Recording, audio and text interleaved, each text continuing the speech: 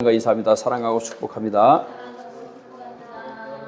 우리가 지난주에 약점을 보완하고 강점을 강화하라, 그런 말씀을 여러분들에게 드렸는데, 어떻게 여러분 지난 한 주간 동안 나의 약점을 보완하는 일에, 나의 강점을 보완하는 일에 어떻게 좀 실천을 해보셨나요?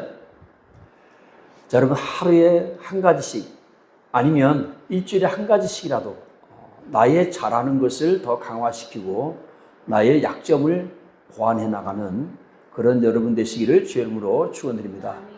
자신의 약점을 강화시키지 못하고 보완하지 못한 사울은 망하고 다윗은 점점 더 강해져 갔다 그랬습니다. 그래서 오늘은 제목이 다윗을 다윗되게 한 것은, 다윗을 다윗되게 한 것이 무엇인가라고 하는 것을 네 가지로만 함께 말씀을 나누려고 합니다.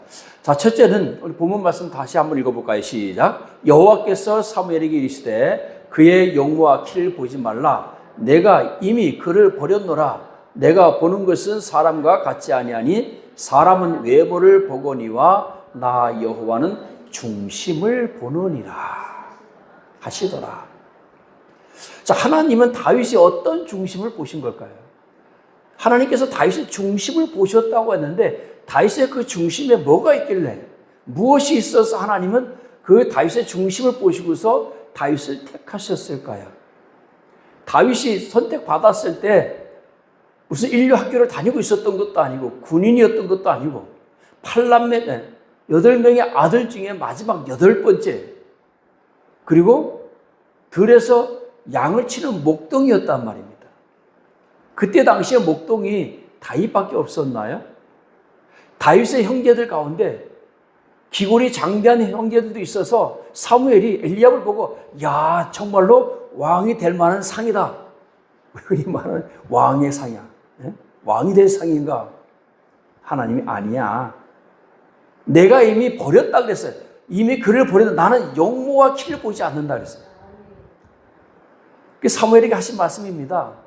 내가 용모와 키를 보고 그를 세웠는데 누구죠? 그가 사울이죠.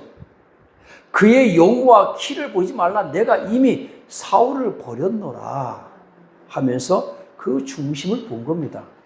다시 말하면 내가 함께 할 거니까 어떤 사람이 필요한 거예요? 하나님의 말씀에 전적으로, 하나님의 말씀을 전적으로 믿고 하나님의 말씀을 따라올 수 있는 사람. 아멘? 이게 필요한 거예요. 즉 자기가 잘나서 자기가 자기 멋대로 전쟁터에 나가서 이겼다고 해서 길가에다가 기념비를 세우고, 그리고 자기 멋대로 제사를 지내는 그런 불순종한 사울보다는 내 마음에, 맨 마지막에 결론에서 말씀드리겠지만 내 마음에 맞는 사람, 그 사람을 하나님께서 세우시겠다. 그게 누구였어요? 다윗이었다는 얘기입니다. 사무엘상 17장 45절 보면 나는 만군의 여호와의 이름으로 내게 나가노라. 즉 하나님을 가장 강하신 분으로 믿었어요. 그래야만이 골리앗과 맞서서 싸울 수 있는, 저는 이거 갖다 절대적 믿음이다. 특히 사무엘에게 기름 부음을 받은 후에는 그 믿음이 더 굳건해졌습니다. 우리 함께 읽어볼까요? 시작. 사무엘상 16장 13절. 사무엘이 기름 뿔병을 가져다가 그의 형제 중에서 그에게 부었더니 이날 이후로 다윗이 여호와의 영에게 크게 감동되니라. 구약 성경 보면 이런 말씀이 간혹 나오죠. 하나님의 영에 감동된 사람, 여호와의 영에게 크게 감동되니라. 할렐루야. 자, 그러면 이 영이 어디에서 왔느냐? 14절 말씀, 바로 다음 말씀 봅니다. 시작. 여호와의 영이 사울에게서 떠나고 여호와께서 부리시는 악령이 그를 번뇌하게 한지라.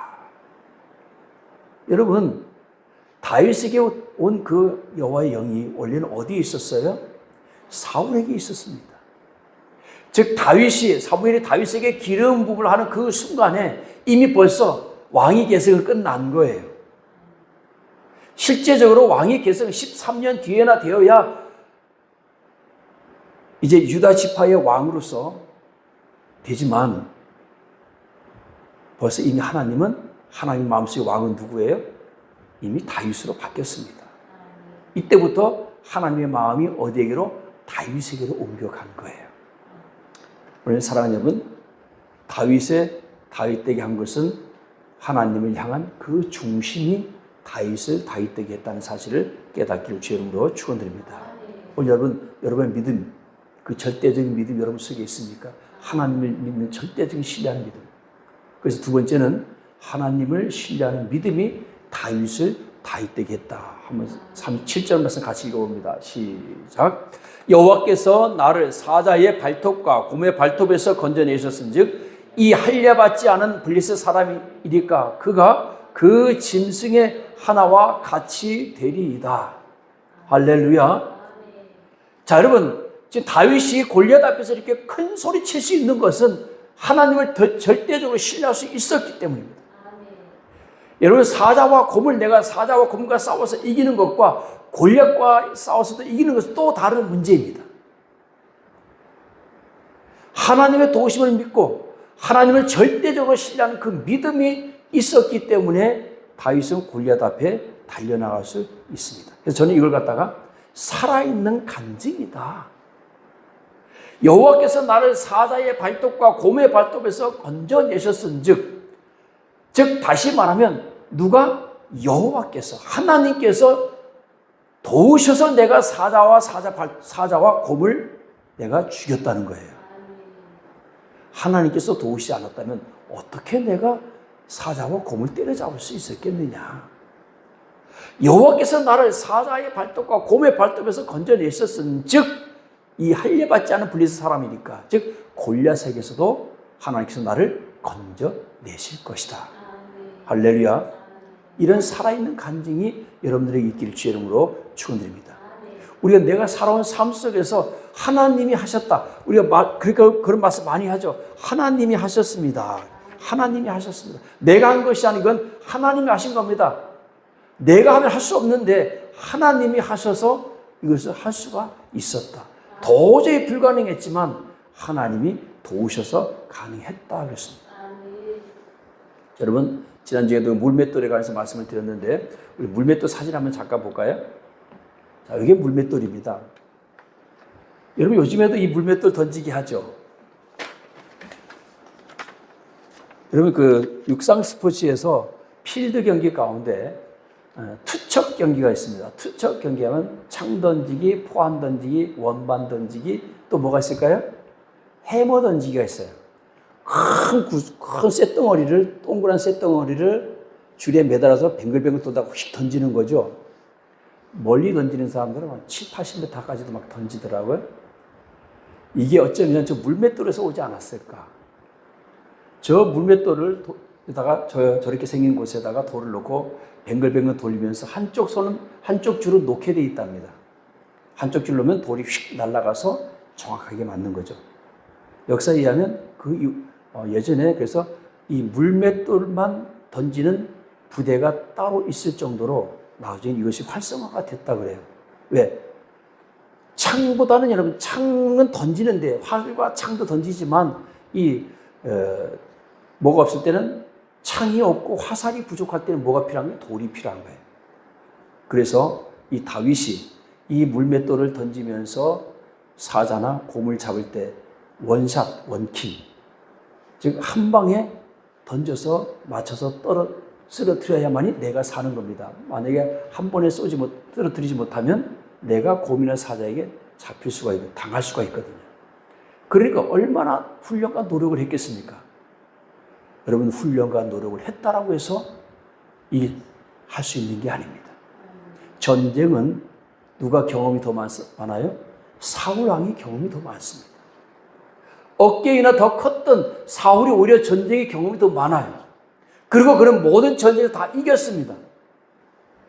지금까지 모든 전쟁을 다 이겼기 때문에 오히려 골리앗에게 나가서 싸울 수 있는 힘이 누구에게 더 강하냐? 다윗보다는 사울이 더 가능성이 있어요. 근데 사울은 왜 안 되죠? 좀 전에 읽었죠? 여호와의 영이 누구에서 떠났어? 사울에게서 떠났어요. 삼손이 머리가 잘리면서 여호와의 영이 삼손에서 떠나면서 삼손이 어떻게 됐어요? 블레셋 군대에 잡혀서 두 눈이 뽑히는 그런 불행한 신세가 된 거 아닙니까? 여호와의 영이 사울에게서 떠나니까 사울에게는 그런 담대함이 사라진 겁니다. 이제 그 담대함이 누구에게로 옮겨왔어요? 바로 이 다윗에게로 옮겨간 줄로 믿으시기 바랍니다. 오늘 사랑하는 여러분, 나에게도 물맷돌이 있는가? 이 물맷돌은 어떻게 보면 하나님께서 내게 주신 재능일 수도 있고 달란트도 있고 은사도 있을 수 있고 또 때로는 내가 먹고 살기 위해서 하는 일일 수도 있습니다. 마찬가지나 이 다윗의 이것은 은사가 아니야, 달란트도 아니야. 이거는 재능이 아니죠. 뭐예요? 내 양을 지키기 위해서, 내 양을 사자나 곰에게서 지키기 위해서 살기 위한 수단, 내 재산을 지키기 위한 수단, 내 양을 지키기 위한 수단으로서 그가 배운 거죠. 이런 것들이 내게 있을 겁니다. 내가 가장 잘하는 것, 내가 할 수 있는 것. 오늘 하나님은 이것을 무엇을 위해서? 주님을 위해서 사용하라. 할렐루야. 제가 기타를 20살 때 배웠습니다. 왜 배웠느냐? 자취방에 그 주인, 그 여고생 딸한테 잘 보이려고. 그래서 기타를 배웠어요. 그날 기타 배우는 첫날 깊은 산속 웅달샘을 7시간 쳤어요. 그때부터 기타에 미쳐가지고 쳤는데, 뭐 그렇다고 제 기타에 재능이 있기 때문에, 재능이 있어서 아주 유명한 기타리스트가 된 건 아니지만, 그럼에도 불구하고 많은 가요들, 지금도 벌써 20살이니까 40년이 지났는데도 지금도 기타를 잡으면 그때 배웠던 곡들이 지금도 칠 수가 있어요. 그런데 저는 기타를 배울 때 그런 의도로 배웠지만, 오히려 저는 기타를 어디에 많이 사용했느냐? 하나님을 찬양하는 일에 많이 사용했다는 거예요. 할렐루야. 나는 피아노를 배울 때, 나는 열심히 피아노를 쳐서 나중에 내가 찬양으로 하나님께 찬양을 반주해야지, 이런 목적으로 배운 사람도 있긴 있겠지만 거의 대부분 그런 목적이 아니잖아요. 그런데 배우고 났더니 하나님께서 나보고 반주하라네? 그래서 반주로 하나님 앞에 영광 돌리는 거예요. 나는 그림을 그렸는데, 난 그림을 전공했는데, 내가 그림을 그릴 때는 이런 목적으로 그림을 전공한 게 아닌데, 성화, 거룩한 그림을 그린데 내가 쓰임받기도 하고, 또 교회를 미화시킨 데 쓰임을 받기도 하고. 여러분, 하나님께서 우리에게 이런 것을 가르쳤을 때는 무언가 하나님께 영광 돌리기 위해서, 쓰임받게 하기 위해서 한 줄로 믿으시기 바랍니다. 그러니까 지금 내가 하고 있는 이 모든 것들이 그냥 우리가 하는 것들이 아니고, 이 모든 것들을 통해서 우리는 하나님께 영광을 돌릴 수가 있다는 거죠.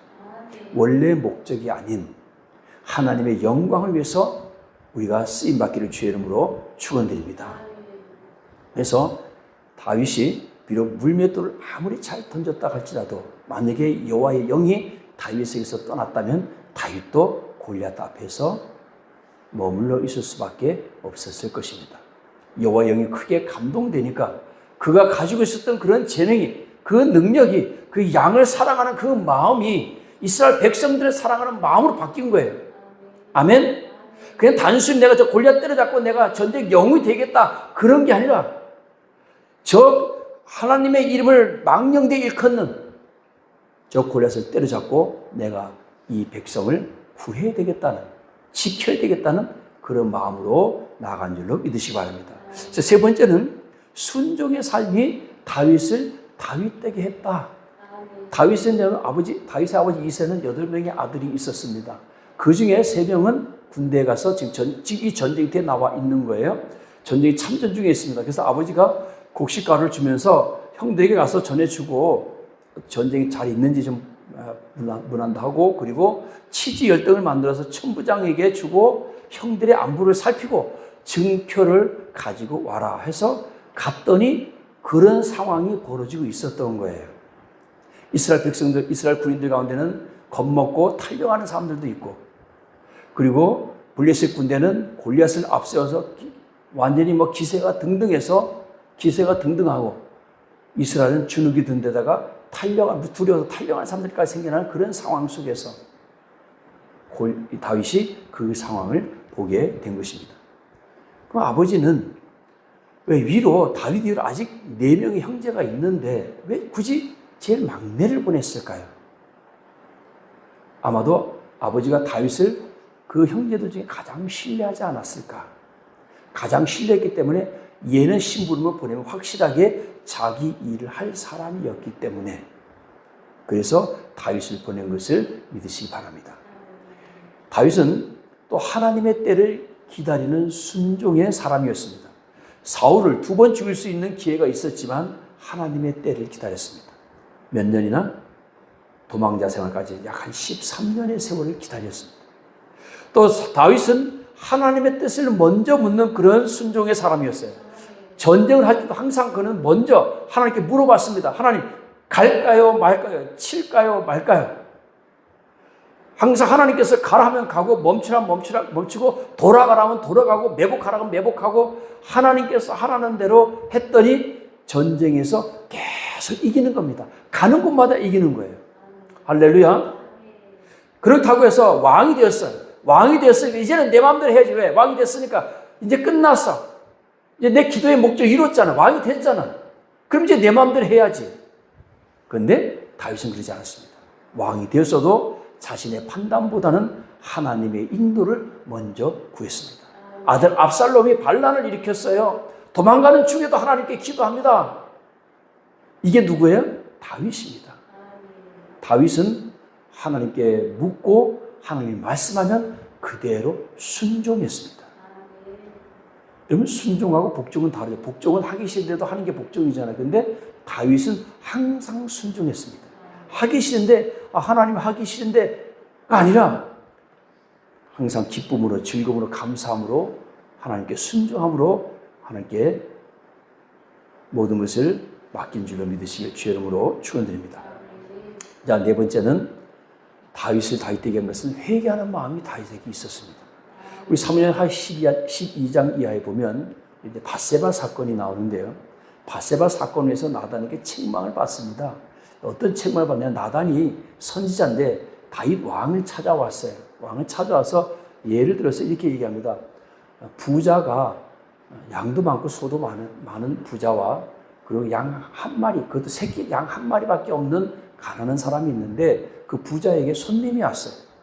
근데 그 부자가 자기 양을 잡아서 손님을 대접한 것이 아니고 그 가난한 사람의 양을 잡아서 손님을 대접한 거예요. 그때 다윗이 막 화가 났어요.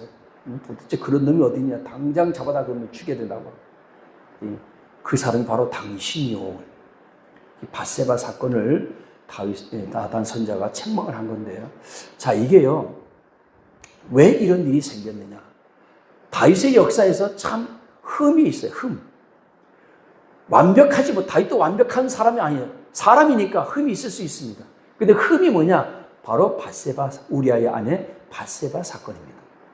자, 원래 사울 왕이 딸인 미가를 골리앗을 쓰러뜨리면 미가를 준다 그랬거든. 딸 미가를. 그래서 결혼시키려고 했는데 결혼시키지 않고 발디엘에게 줘버렸습니다. 사울이 다윗에게 안 주고 발디엘에게 줬는데 나중에 왕이 된 후에 이 미가를 잊지 못해서 다 설명하기 좀 복잡하니까요. 미가를 못 잊어서 발디엘에게서 다시 뺏어서 옵니다. 그 사건은 또 그건 나중에 기회가 되면 하겠고요. 그래서 다시 미가를 찾아와요. 이미 발디엘에게 시집간 미가를 다시 찾아왔습니다. 자, 찾아왔는데 또 어떤 일이 있었느냐면 그때 당시에 법궤가 오베데돔의 집에 있었는데 그 법궤를 다시 예루살렘 성전으로 다시 예루살렘으로 이제 그것을 가지고 오는데 너무 좋아서 다윗이 그 앞에서 법궤 앞에서 춤을 췄어요.